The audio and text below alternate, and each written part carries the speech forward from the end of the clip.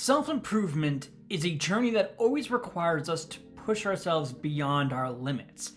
However, depending on the guru that you're talking to, that fact can be seen in multiple different ways. For more of the hustle broke types, they have an all or nothing kind of approach to this, one that's very hardcore and not exactly all that helpful or practical. It's banking on gaslighting tactics and pull yourself up by your bootstraps and hoping that sheer willpower is enough to get things done, on top of hustle culture kind of mindsets, which really just doesn't work. On the other hand, you have more gentler beliefs like focusing on your own mindset and attitude and how you approach things. They provide more acknowledgement about our own path and how it's not straightforward, but it banks more on hopes and dreams and good vibes, and it's easy to get yourself lost in this to the point where you're just looping to inaction. I've seen these kinds of behaviors all the time throughout my career, but I've largely avoided these things for some pretty simple reasons. I've picked up a handful of habits that, over time, have changed my life for the better. Of course, there are still some snags, as no system is absolutely perfect. But if you're looking for some pretty simple habits that really move the needle to getting things done and changing your life for the better, consider the following that I'm about to talk about and genuinely try them out. Yes, you did read the words on the screen correctly. The very first habit that I want to be talking about is getting into the habit of stopping. Stopping what exactly is really up to you, but embracing the overall vibe of it has been a game changer for me at various points in my life. Stopping to focus on something else that's more important. Stopping briefly to savor accomplishments and achievements. Stopping to self-reflect or reorganize priorities. Stopping is far more flexible than just giving up on something or quitting something when you look at it on a much deeper level. I consider this a pretty crucial aspect of our lives due to the fact that we live such a fast-paced lives ourselves. We act immediately on our impulses and get pulled into things without really thinking things over. And this habit really helps with putting a stop to that sort of thing.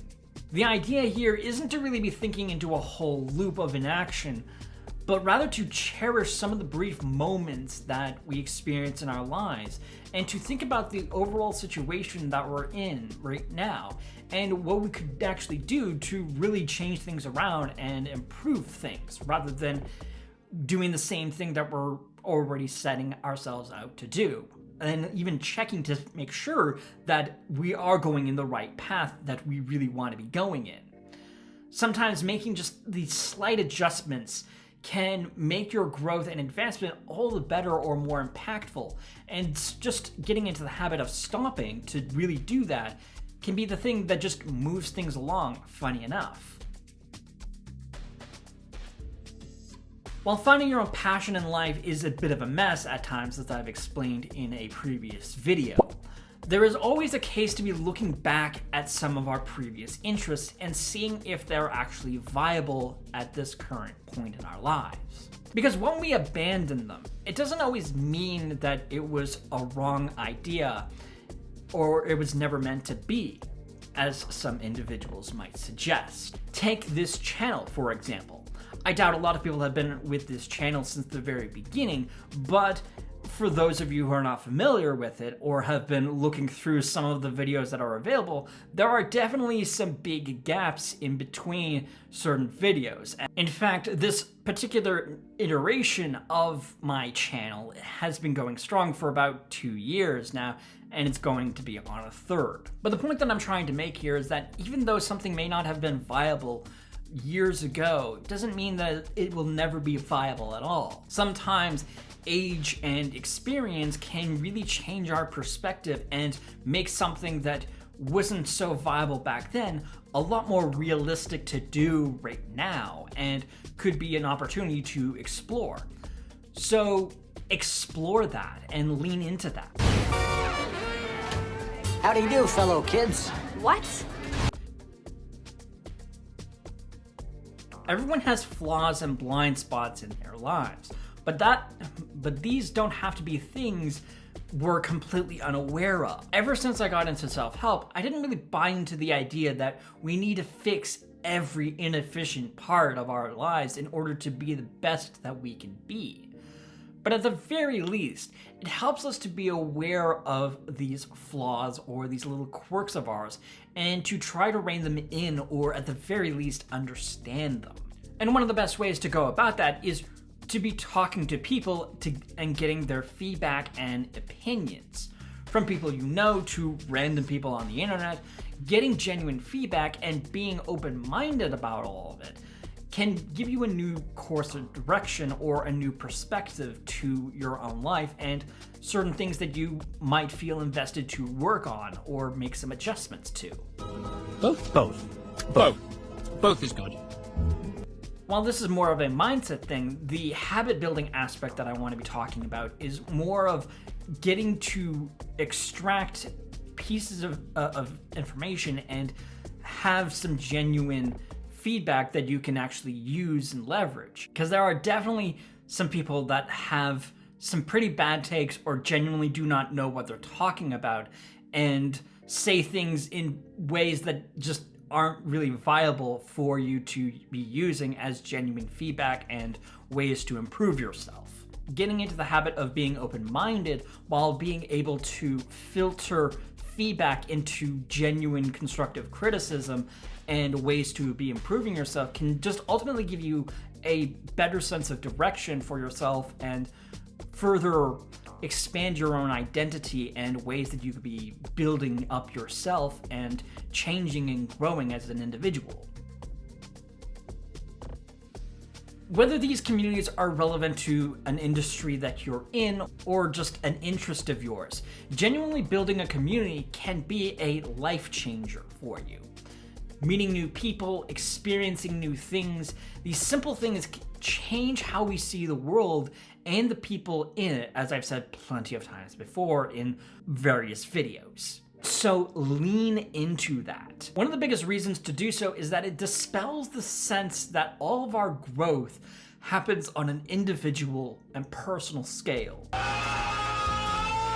For sure, there is some individual effort that you have to do in order to get things done, but your growth and improvement overall is never done alone or in complete silence or isolation. There are outside factors that impact our development, and one such way is those around us who enable us or hinder us. By being deliberate about looking for healthy communities to engage in, you're more likely to find benefits and advantages from being in those spaces than doing things all on your own. After all, it's in our very nature to be helpful and to look out for one another. And the final habit that I've been using a lot over the years to improve and change my life, and that you can use, is simply self-reflection. That's nice. Working in conjunction with the very first habit of stopping, transitioning immediately into being reflective is just another layer of ensuring that you are going in the direction that you want to be going in and things are going according to plan. This is big because so often gurus tend to get us high on our own excitement and emotions and not really pause to think of whether this is something that we actually want to achieve or really need in our own lives. I don't want to play with you anymore. And failure to pause and to really think about this can lead to us just running in circles and not really seeing that much progress in our lives, despite the promises that gurus made us that acquiring specific habits or having a specific routine can change our lives or will dramatically improve it. When we actually pause and deliberate over the merits and the costs and the drawbacks and the advantages, we tend to think with more rationale about what we're getting ourselves into and gives us more control over our own lives and the overall direction that we want to be going in. And we really should be doing that because this is our own lives at the end of the day, and we are the ones that have to be living with our own decisions. So we should have full control over this. It's also a great way for us to identify where we want to be going in the first place and gives ourselves an identity as we form values and refine our beliefs. So even if you don't quite know where you want to be going in your own life, doing the self-reflection alone can help dramatically. And when you're ready to refine them into some goals, I've got a pretty good video that can help with doing that. It broadly covers a series of habits that I've used to set goals and to focus on the journey rather than obsessing over results. And I found that to be pretty helpful, especially these days.